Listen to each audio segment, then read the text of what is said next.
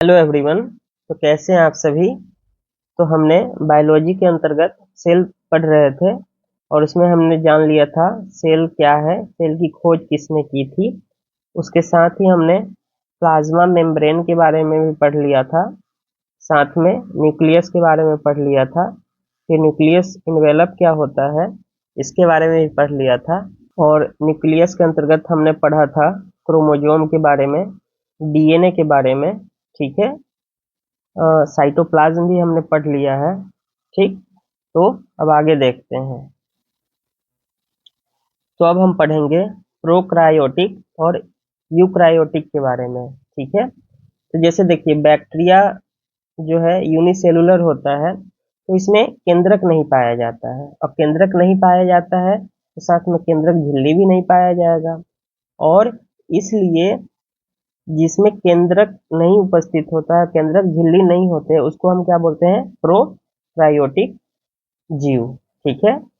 तो जब ये अनुपस्थित होते हैं तो केंद्रक क्षेत्र में क्या पाए जाते हैं, केवल क्रोमैटिक पदार्थ वहां उपस्थित होते हैं, और ऐसे क्षेत्र को क्या बोलते हैं हम, केंद्र काया। ठीक है। तो ये ध्यान रखिएगा।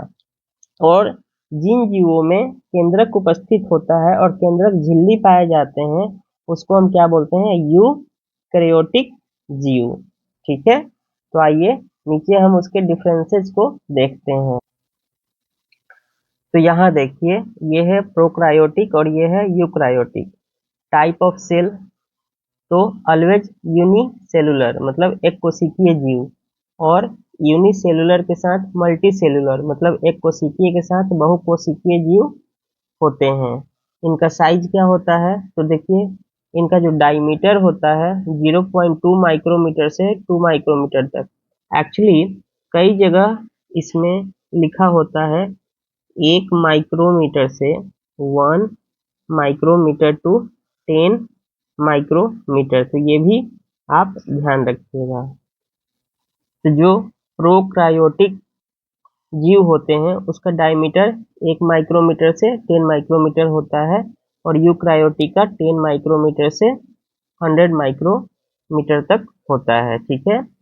सेल वॉल तो यूजुअली प्रेजेंट होते हैं, प्रोक्रायोटिक में सेल वॉल होते हैं लेकिन कम्प्लेक्स इन नेचर होते हैं, जबकि यूक्रायोटिक में प्रेजेंट होते हैं और सिंपल इन नेचर होते हैं। न्यूक्लियस तो ये एब्सेंट होते हैं प्रोक्रायोटिक में, और यूक्रायोटिक में क्या होता है, प्रेजेंट होता है। राइबोसोम तो राइबोसोम प्रेजेंट होते हैं, और इनका शेप कैसा होता है, स्फेरिकल होता है। ठीक है। ये प्रेजेंट होते हैं, लार्ज इन साइज होते हैं और लीनियर होते हैं। ठीक। डीएनए अरेंजमेंट कैसा होता है, तो यहाँ सर्कुलर होता है और यहाँ लीनियर होता है। माइटोकॉन्ड्रिया तो इसमें अपसेंट होते हैं, प्रोक्रायोटिक में क्या होते हैं, अपसेंट होते हैं और यहाँ प्रेजेंट होते हैं। साइटोप्लाज्म प्रेजेंट होते हैं बट सेल ऑर्गेनल्स एब्सेंट होते हैं। तो ये ध्यान रखिएगा, यहाँ पर सेल ऑर्गेनल्स पाए जाते हैं। इंडोप्लाज्मिक रेटिकुलम ये एब्सेंट होते हैं, यहाँ प्रेजेंट होते हैं। प्लाज्मिड्स यहाँ प्रेजेंट होते हैं, वेरी रियरली फाउंड इन यूक्रायोटिक। तो प्लाज्मिड जो होते हैं यूक्रायोटिक में नहीं पाया जाता है। राइबोसोम तो यहाँ स्मॉल होता है और यहाँ लार्ज होता है। Lysosome lysosome and centrosome are absent, यहाँ पर एब्सेंट होता है लाइसोसोम, और यहाँ लाइसोसोम और सेंट्रोसोम दोनों क्या होता है, प्रेजेंट होते हैं। Cell division through binary fission होता है। ठीक है। और यहाँ पर मिटोसिस के द्वारा होता है। ठीक है। फ्लैगेला स्मॉल इन साइज होता है और यहाँ लार्ज इन साइज होता है। रिप्रोडक्शन एसेक्सुअल होता है और यहाँ बोथ होता है, एसेक्सुअल एंड सेक्सुअल। एग्जाम्पल क्या हुआ, बैक्टीरिया जान ही रहे हैं, यहाँ प्लांट और एनिमल। ठीक। तो आप यहाँ से भी देख सकते हैं, ये देखिए गोल्गी बॉडी, क्लोरोप्लास्ट, ठीक है, mitochondria, cytoplasm, cytoplasmic membrane, nucleus, nucleolus, nucleus, nuclear membrane, ये सब यूक्रायोटिक में प्रेजेंट होते हैं, ठीक है। सेल मेम्ब्रेन दोनों में पाया जाता है, ठीक है। उसके बाद इंडोप्लाज्मिक रेटिकुलम ये केवल यूकैरियोटिक में पाया जाता है।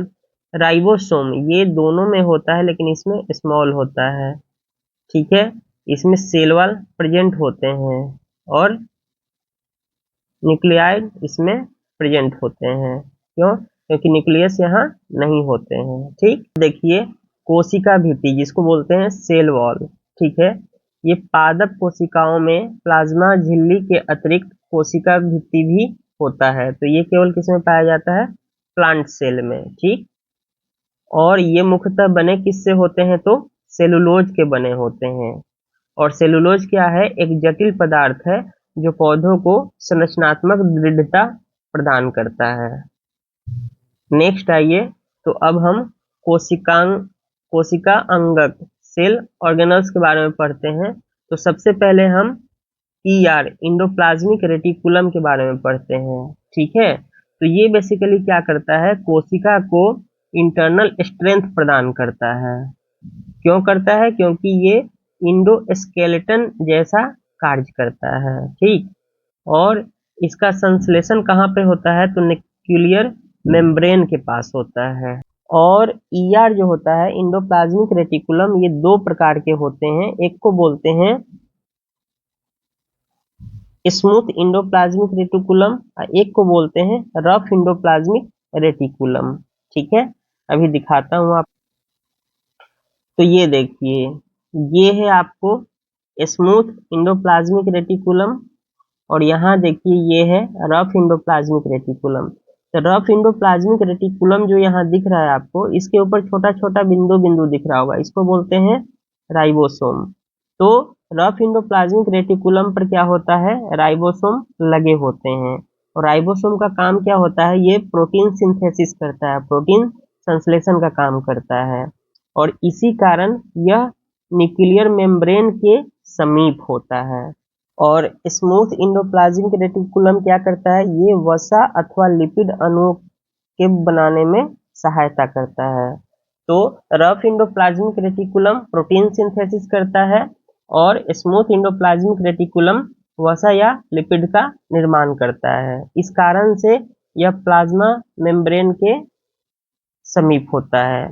Rough endoplasmic reticulum nuclear membrane के समीप होता है और जो स्मूथ इंडोप्लाज्मिक रेटिकुलम है वो प्लाज्मा मेम्ब्रेन के समीप होता है। जहां रफ इंडोप्लाज्मिक रेटिकुलम में प्रोटीन बनते हैं, वो इंडोप्लाज्मिक रेटिकुलम के द्वारा कोशिका के अन्य भागों में भेज दिए जाते हैं, ठीक है। अब देखिए, कुछ प्रोटीन तथा वसा कोशिका झिल्ली को बनाने में सहायता करते हैं। इस प्रक्रिया को हम झिल्ली जीविता जनन भी कहते हैं। इसके अलावा कुछ अन्य प्रोटीन तथा वसा एंजाइम एवं हार्मोन की भांति भी कार्य करते हैं।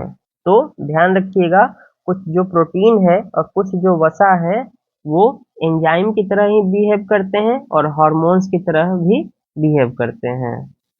नेक्स्ट देखिए, गोल्गी बॉडीज, गोल्गी उपकरण, इसकी खोज कैमिलो गोल्गी ने किया था। अब ये देखिए, ये बेसिकली कुंडली नुमा संरचना होता है। ये क्या होता है? एक दूसरे के ऊपर समानांतर रूप से सजी हुई होती है। यहाँ देखिए, ये 3D पिक्चर है और ये 2D पिक्चर है। तो एक दूसरे के समानांतर आप देख पा रहे होंगे, ये सजी हुई है, ठीक है।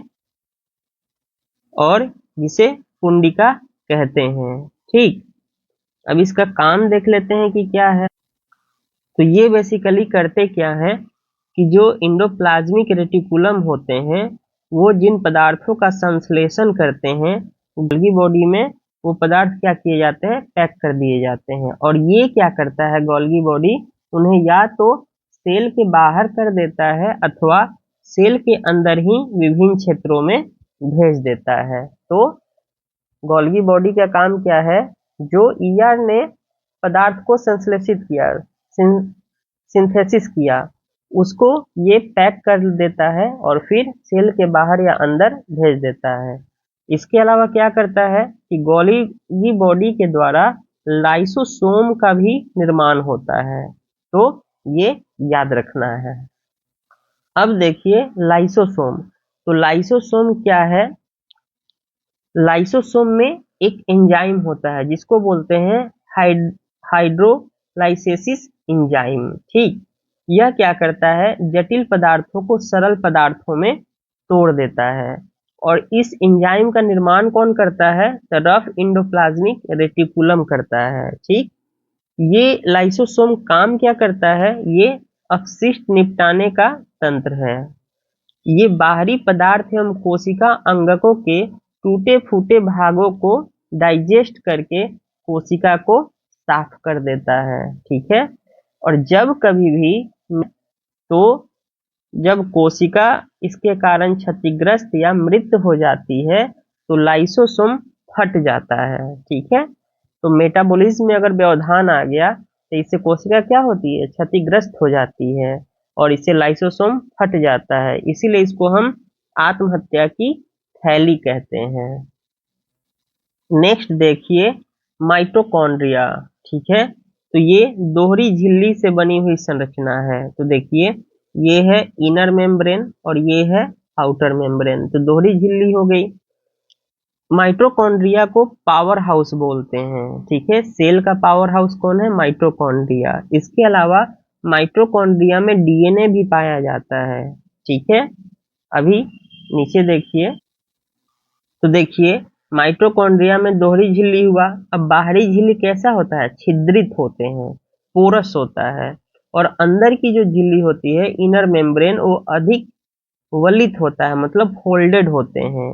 ये फोल्ड एटीपी बनाने वाले रासायनिक क्रियाओं के क्षेत्र को बड़ा कर देते हैं। तो जैसे ग्लूकोज है, ग्लूकोज ऑक्सीजन के साथ रिएक्शन करेगा, CO2 H2O और एटीपी का निर्माण करता है। और यही एटीपी एडिनोसाइड ट्राइफॉस्फेट बोलते हैं इसको। यह एनर्जी प्राप्त देता है किसको? सेल को।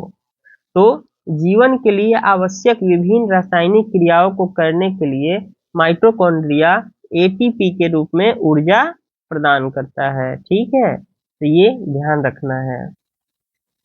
तो एटीपी कोशिका की ऊर्जा है। ठीक है, और शरीर नए रासायनिक यौगिकों को बनाने तथा यांत्रिक कार्य के लिए एटीपी से संचित ऊर्जा का उपयोग करता है। ठीक, तो एटीपी बेसिकली क्या है? सेल की ऊर्जा होती है और वो कहाँ स्टोर है? माइटोकॉन्ड्रिया में। ठीक है, माइटोकॉन्ड्रिया बहुत ही अद्भुत अंगक होता है। क्या होता है? क्योंकि इसमें अपना डीएनए होता है और राइबोसोम भी होता है, जिससे माइटोकॉन्ड्रिया कुछ मात्रा में प्रोटीन का सिंथेसिस भी अपने लिए कर पाता है। ठीक, नेक्स्ट देखिए ये है प्लास्टिड। तो प्लास्टिड में क्या होता है? इसमें भी इनर मेम्ब्रेन होते हैं, आउटर मेम्ब्रेन होते हैं, इंटर मेम्ब्रेबल स्पेस होता है। ठीक है, ये देखिए प्लास्टिड क्या होता है? केवल पादप कोशिका में ही स्थित होता है, केवल प्लांट सेल में पाया जाता है। दूसरा क्या है कि प्लास्टिड जो है उसकी बाह्य रचना माइटोकॉन्ड्रिया की तरह होती है। इसका मतलब कि उसका अपना डीएनए होगा और उसका अपना राइबोसोम भी होता है। ठीक, तो ये ध्यान रखना है। तो देखिए प्लास्टिड जो होते हैं वो दो प्रकार के होते हैं, एक होता है क्रोमोप्लास्ट, एक होता है ल्यूकोप्लास्ट। ठीक है, तो क्रोमोप्लास्ट रंगीन होता है और ल्यूकोप्लास्ट श्वेत या रंगहीन होता है। जैसे अंग्रेजी नाम होता है ना किसी का ल्यूक, तो व्हाइट। ठीक है, अंग्रेज होगा तो व्हाइट होगा, तो ल्यूकोप्लास्ट क्या हो गया? व्हाइट हो गया, रंगहीन हो गया। और क्रोमोप्लास्ट, क्रोमा में आप जाते हैं, टाटा का जो सेंटर होता है वो क्या होता है? रंगीन रंगीन दिखता है, तो क्रोमोप्लास्ट रंगीन हो गया। ठीक है, तो जिस क्रोमोप्लास्ट में क्लोरोफिल वर्णक होता है उसको हम क्लोरोप्लास्ट कहते हैं। ठीक है, तो जिस भी क्रोमोप्लास्ट में क्लोरोफिल होगा उसको हम क्या बोलते हैं? क्लोरोप्लास्ट। और क्लोरोप्लास्ट पौधे के लिए प्रकाश संश्लेषण में अति आवश्यक होता है। ठीक, क्लोरोप्लास्ट में क्लोरोफिल के अतिरिक्त अन्य कलर के जैसे पीले, नारंगी कलर के वर्णक मौजूद होते हैं। ठीक है, अब आते हैं ल्यूकोप्लास्ट पे। तो ल्यूकोप्लास्ट में क्या होता है, इसमें स्टार्च, तेल, प्रोटीन जैसे पदार्थ संचित रहते हैं, क्योंकि ये प्राथमिक रूप से अंगक होता है। ठीक, तो ये ध्यान रखना है। नेक्स्ट देखिए रसधानियां, जिसको बोलते हैं वैक्यूल्स। तो रसधानियां क्या होती है, ये ठोस अथवा तरल पदार्थों की संग्राहक थैली है। तो ये एक बैग है जिसमें ठोस पदार्थ भी रहते हैं और लिक्विड मैटर भी अवेलेबल होते हैं। ठीक, और जंतु कोशिका में रसधानियां छोटी होती हैं, जबकि पादप कोशिका में रसधानियां बहुत बड़ी होती है। इसके अलावा देखिए पादप कोशिकाओं की रसधानियों में कोशिका द्रव्य भरा होता है। ठीक है, जो साइटोप्लाज्म है वो भरा होता है और ये कोशिकाओं को कठोरता प्रदान करता है। इसके अलावा पौधों के लिए आवश्यक बहुत से पदार्थ रसधानियों में स्थित होते हैं, जैसे एमिनो एसिड, शर्करा, विभिन्न कार्बनिक अम्ल और कुछ प्रोटीन। एक कोशिकीय जीव जो होते हैं जैसे अमीबा, वो खाद्य रसधानी में उनके द्वारा उपभोग में लाए गए खाद्य पदार्थ होते हैं। तो आपको मैंने बताया था कि उस एक कोशिकीय जीव जो प्लाज्मा मेम्ब्रेन होता है उसी से अपने भोजन को अवशोषित करता है, और जब वो अवशोषित होते हैं तो वो रसधानियों में ही जाकर रहते हैं। ठीक है, उपभोग करने के बाद ये खाद्य पदार्थ कहाँ मिलेंगे, रसधानी में। कुछ एक कोशिकीय जीवों में विशिष्ट रसधानियां अतिरिक्त जल तथा कुछ अपशिष्ट पदार्थों को शरीर से बाहर निकालने में भी महत्वपूर्ण भूमिका निभाती है। तो ये ध्यान रखना है। ठीक है, तो इस प्रकार यह यूनिट समाप्त हुआ। अब नेक्स्ट क्लास में मिलेंगे, तब तक इसको देखिए, याद कीजिए। ठीक है, चैनल पर नए हैं तो सब्सक्राइब कीजिए, लाइक कीजिए, शेयर कीजिए, बेल आइकन को अवश्य दबाइए ताकि नोटिफिकेशन प्राप्त हो सके। धन्यवाद।